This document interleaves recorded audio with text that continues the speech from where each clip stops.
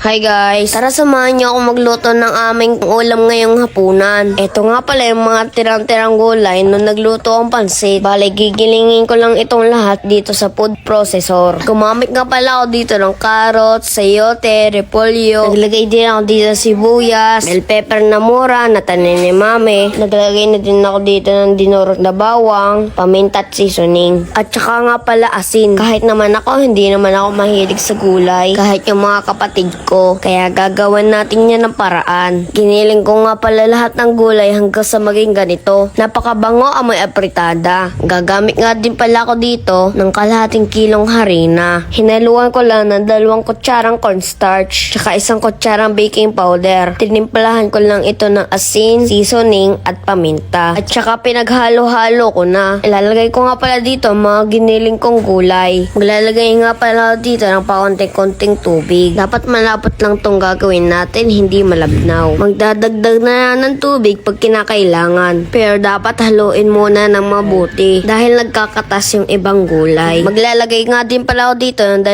kutsarang mantika. Ayan, dapat ganitong kalapot ang kalalabasan. Ang bango-bango lalo na siguro pag niluto ito. Nagpainit na nga pala ako dyan ng kawali. Tapos nilagyan ko na medyo madamay-daming mantika. Tapos gumamit lang ako na bilog na teaspoon na siya kong ginawa na hulmahan para mabilog yung gagawin kong vegetable. Mas maganda pala pag mas maliliit kasi mas malutong. Tinulungan na nga pala ako dito ni ate. Siya yung maghahango, ako naman yung maglalagay. Dapat kasi meron naghahalo para pantay yung luto. Nagpatulong na ako kay ate na walang hiling na magluto pero mahilig kumain. Di na nga pala namin niluto lahat dahil sobrang dami. Ayan, sigurado makakain na kami ng gulay ng magkakapatid. May merienda na kami, may ulam pa. At gagawa pa nga pala ako ng sauce. Gumamit lang ako ng cornstarch at tinuna ko sa tubig. Nagpainit lang ako ng konting mantika at maggigisa ako nito sibuyas at bell pepper.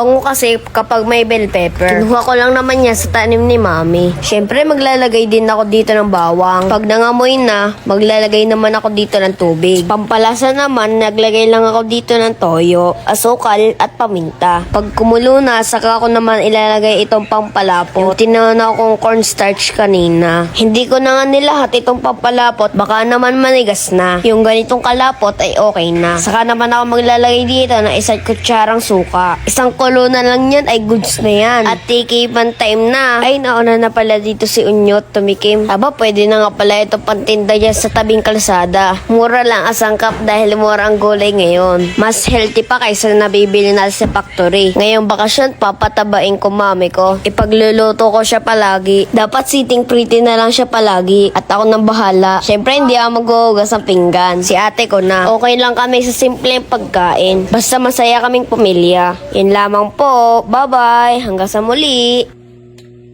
Hi guys! Tara, samahan nyo ang magluto ng pansit. Wala kasi kaming pangulam ngayon. Ito na ang tanghalian namin. Wala nga pala kaming pasok ngayon. Kaya ako na lang muna magluluto. Dati hindi naman ako marunong magluto. Pero mali pala na sabihin natin na hindi tayo marunong. Dapat pala sabihin natin na hindi ko pa nasusubukan. Kung sa pakiramdam ninyo gusto nyo matuto magluto, manood lang kayo sa papa at mama nyo kung paano sila magluto. Yung simpleng paghahanda ng mga sangkap, makakatulong na yan para matuto kayo. Tapos subukan nyo sabihin na, ma or nay, ako muna magluluto. Turuan nyo po ako. O kaya sa mga magulang dyan na walang tiwala sa kanilang anak, subukan nyo po muna sila. Syempre sa una pa lang mayroong papalpak. At normal po yon. Alam ko po problema ninyo sa ngayon, lalo na at magbabakasyon. Ano na naman kaya aatupagin ng mga bata ngayon? Ano pa, edi pa cellphone lang din. Kaya ngayong bakasyon, alamin nyo po kung saan papakinabangan ang mga anak ninyo. Syempre, hindi naman natin sila papahirapan. Kung tayo sa matututo sila, stop na natin ang pagsasabing, tama na yan, pag-cellphone na yan. Bigyan nyo na lang po sila ng gawain. Malaking bagay din po, yung ilang oras na babawasan yung screen time nila. Masasarap pa ang kanilang tulog sa gabi dahil meron silang physical na activities. Mas masarap din alalahanin ang childhood pag puno ng karanasan. Hindi yung paupo-upo lang at parang nabubuang. Okay lang kung mayaman ka. Marami kang paraan para maglibang. Pero kung katulad ko na mahirap lang, dun tayo sumakatulong tayo sa ating magulang. Kung tunay ka na mayroong malasakit sa iyong magulang, masaya ka na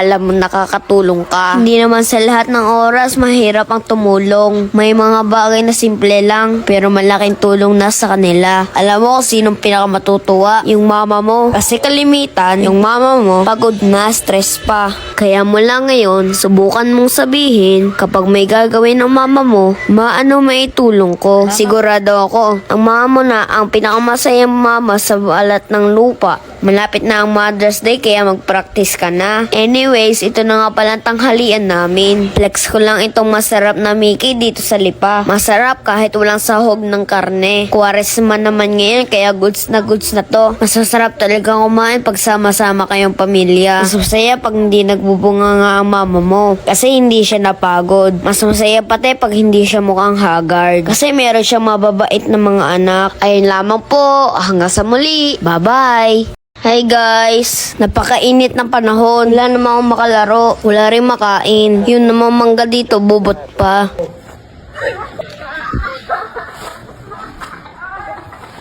Sari-sari naman pinapagawa sa akin ng papa. Kaya magagawa na lang ako ng ice candy. Magpapakulo lang muna ako ng tubig. 3 litro itong papakuluan ko. Gagamit nga pala ako dito ng kasaba flour. 1.5 cup. Napakadami pala nito kaya nilagay ko na sa malaking bowl. Tutunawin ko naman ito sa 1.5 cup ng tubig. Ito ang magsisilbing pangpayabo sa ice candy. Para hindi siya napakatigas parang yelo. Kumukulo na nga pala itong tubig. Maglalagay nga pala ako dito ng 1.5 cup ng asukal. Itong recipe nga palang ito ay nilista lang ng mami. Matagal na ako nagre-request ng ice candy. Kaya bumili na lang siya ng sangkap. Tinuna ko nga muna pala yung mga nilagay kong asukal. Dapat tunaw na tunaw itong kasaba flour bago ilagay sa kumukulong tubig. Dapat hinahalo ito habang nilalagay sa kumukulong tubig. Haluin ng haluin hanggang sa mga lumapot. Kapag kulang pa yung lapot, magtunaw ulit ng kasaba flour sa tubig at ilagay dito. Dapat ganitong kalapot. Palalamigin lang muna pala ito bago lagyan ng ibang timpla. Nung malamig na nga, isinaling ko sa ibang kaserola kasi nga yung kanina ay mauling. Flavor na nga nung gagawin ko ay mangga. 1 pirasong mangga lang gagamitin ko dito. Binaan ko lang yung 2 pisngi. Tapos siniwaan ko na maninipis ang 2 pisngi. Tapos siniwaan ko ulit na pabalagbag. Tapos kinayod ko naman ng kutsara ng maninipis. Medyo naglalagway na ako dyan. Kaya tinikman ko na yung natitira na hindi ko makayod. Pagkatapos ko makayod lahat ng mangga, inalagay ko na dito sa malapot na pinalamig ko. Lalagyan ko nga din pala to ng kondensada na mango flavor. Tama na tong tamis na to dahil may asukal na kanina nilagay. Naglagay nga din pala ako dito ng 2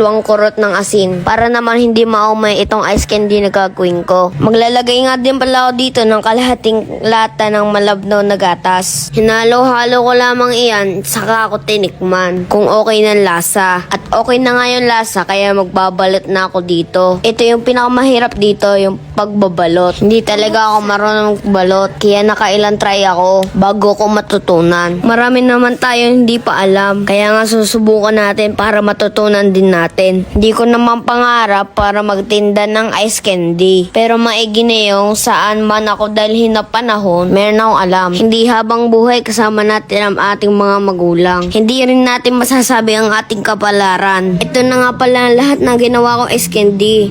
Ang nabilang ko ay 75. Pero hindi naman ito kasi sa aming freezer. Kaya makikilagay muna kami sa inay. Ang inay naman ay aking lola. Mas madalas akong matulog dito. Kasi nga ang inay ay walang kasama. Patitigasin ko muna dito ang ice candy sa freezer. Baka bukas pa namin ito makain kasi hapon na. Kinabukasan nga, eto napakainit ng panahon kaya kumuha kami ng makakain. At napakasarap naman ng ice candy namin ngayon, katanghalian tapat. Mayabo parang ice cream. Ayun lang po for today's video. Hanggang sa muli. Bye-bye! Hello mga ka-kitchen! Another murang ulam recipe ang ibabahagi ko sa inyo. Pwede tayong makatipid pero no more sana all sa mga masasarap yung mga kinakain. Kung interested ka ay panoorin mo lang itong video hanggang dulo.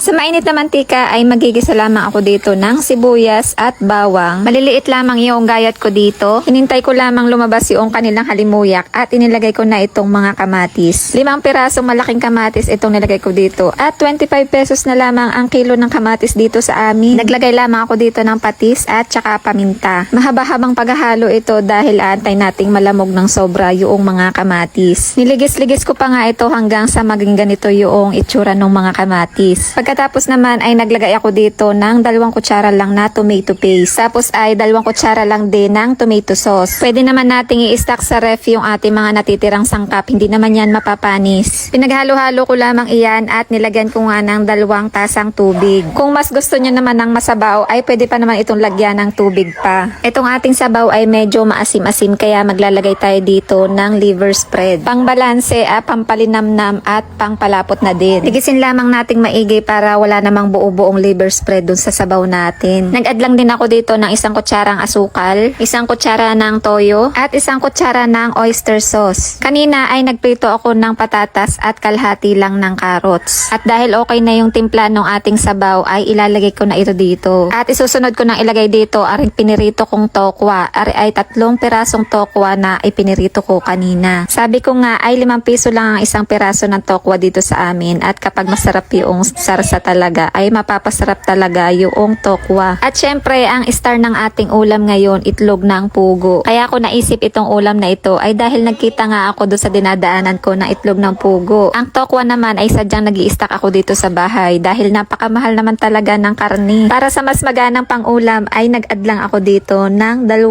buong siling green. 1 minuto na lamang na pagpapakulo dito at pwede nang kumain. Inip na yung mga bata dahil pagdating ko pa galing trabaho ako nakapagluto. Ay sinasabi ko sa inyo, daig yung lasa ng mga minudo nyo. Hindi mo pa kailangan kontrolin yung iyong pag-uulam. Hindi tulad ng karne na talagang dapat may sukat siyang kinakain mo. Para sa mga nagjejeta sa karne at gusto ng minudo ay ito yung dapat sa inyo. Pati nga mga bata ay maiinggan nyo talagang kumain dahil dito sa itlog ng pugo at talaga naman sa sarsa pa lang ay katakam-takam na. At kung may natutunan ka dito sa aking video ay paki-like and share naman. Thank you! Naalala ko dati, nagtitinda rin ako ng ganito sa school at kahit nung nagkatrabaho na ako, nagtitinda pa rin ako nito. At itong niluto ko naman ngayon ay ang anak ko naman na magtitinda. Hinugasan ko pala muna itong mga mani at inalis yung mga parang bulok-bulok na. 100 nga pala ang kilo ng mani dito sa Lipa. Pakukuluan ko muna ito ng 5 minuto. Mas maganda kung mainit na tubig na mismo yung ilalagay. Dahan-dahan lamang yung paghalo dito para hindi naman magkalagas-lagas yung mga mani. At pagkatapos naman ng 5 minutong pagpapakulo ay i-drain natin ito at pahanginan para mawala na rin yung mga extra pang mga tubig.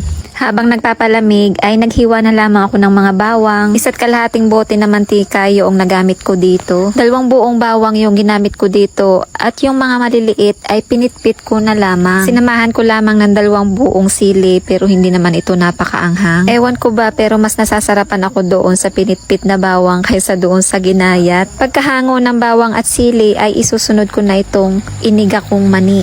Isinabay ko na rin itong ginayat kong bawang. Sabi ko nga ay 2 buong bawang ito at kung gugustuhin ay pwede pa itong dagdagan. Ang palatandaan ko dito ng pagluto ay kapag luto na yung bawang kapag medyo nasusunog-sunog na. Wag lang talaga natin titigilan ng paghalo para naman magkapantay-pantay yung pagkaluto. Alam mo bang hindi naman tunay na nakakatagihawat ang mani at mas marami pa kamo itong nutrients. Kapag medyo may edad ka na ay dapat ito na lang yung kinukutkot mo. Mayroong protein at good fats. Medyo nangingitim na yung bawang at kapag naman tinikman mo yung mani ay talagang makunat pa talaga ito. Palalamigin mo pa talaga ito bago mo matikman yung malutong na mani. Kapag ganito nakaitim yung bawang ay dapat may nakaredy ka na dyan na salaan. Pinatay ko na nga pala yung apoy dyan at hahanguin na natin itong mga mani dahil lutong-luto na yung ating bawang. Tigisin lang natin maigi yung mantika at maigi kung mapapahanginan ito habang hinahalo, habang pinapalamig.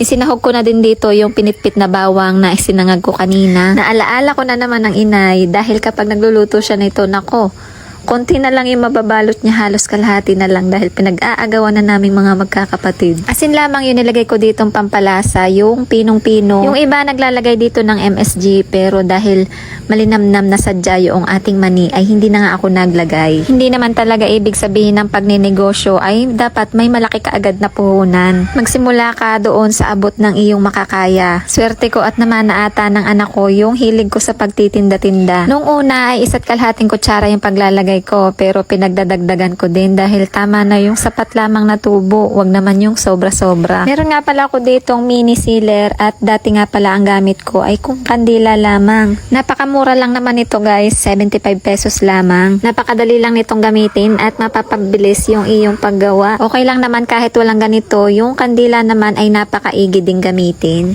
Ito na nga pala lahat yung nagawa ko at sa palagay nyo, magkano kaya yung tutubuin ko dito? Parang napapak na namin yung 4 na balot dito. At yun lang for today's video. Thank you for watching. Bye bye!